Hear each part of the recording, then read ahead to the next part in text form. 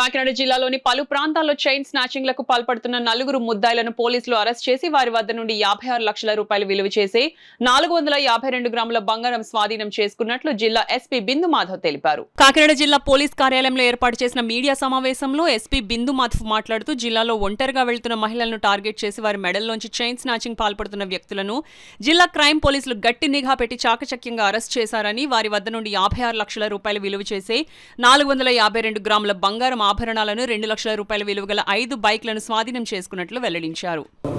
Kakinada district police particularly Kakinada sub division team under leadership of ASP Kakinada and Kakinada rural CI గారు with support of IT core inspector ఒక నలుగురు chain snatching గ్యాంగ్ని పట్టుకోవడం జరిగింది. వీళ్ళు 2 సంవత్సరాల నుంచి ఒక 24 చైన్ స్నాచింగ్ అఫెన్సెస్ చేశారు. దాంతోపాటుగా ఒక 5 బైక్స్ దొంగతనం చేశారు. వీటిల్లో 19 అఫెన్సెస్ కాకినాడ డిస్ట్రిక్ట్లో జరిగాయి. 5 అఫెన్సెస్ చైన్ స్నాచింగ్వి బయట జిల్లాల్లో జరిగాయి.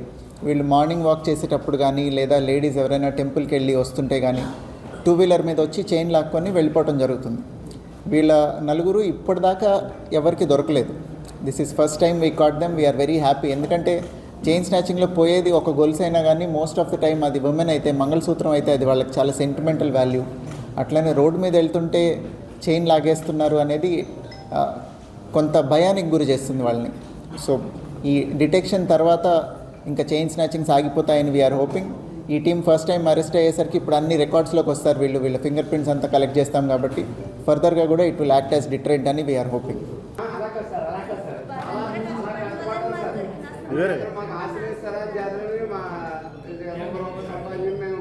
కాదండి అండి అది పోయి ఎన్ని రోజులు అయింది? మీకు ఎన్ని రోజులు రికవర్ అయింది? 3 నెలలు అయింది సార్. అట్లా తగ్గినాడు అండి. అదండి చాలా కష్టపడ్డారు. 3 సార్లు ఎస్ఐ మా ఊరు వచ్చారు పట్టుకోవడం అది చేతనండి. తెల్లారి గంటల 3 గంటలు కూడా పొలంలో కాసి మొత్తం ఊరంతా ప్రచారం చేసి మొత్తం ఇలా తిరిగేవారండి. ఎస్ఐ గారు, కానిస్టేబుల్ అందరూ కూడా చాలా సేవ చేశారు సార్. మొత్తం వాళ్ళకి ఎప్పుడు సదా రుణపడి ఉంటాం.